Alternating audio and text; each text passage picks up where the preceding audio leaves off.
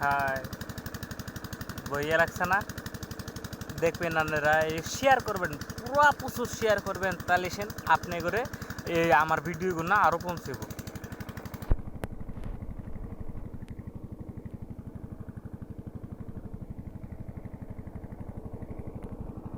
আমার ধান ক্ষেতরা নষ্ট কইরা হেরা যে পুহিটা বাহা দিছে আমি তাও ধন্য হয়েছি যে এই বাচ্চা তোলাবো, তারপরে বাচ্চাটা পুরা আঙ্গেন দামে দোয়া করব যে ধান খেতালা অনিষ্টি করে নাই।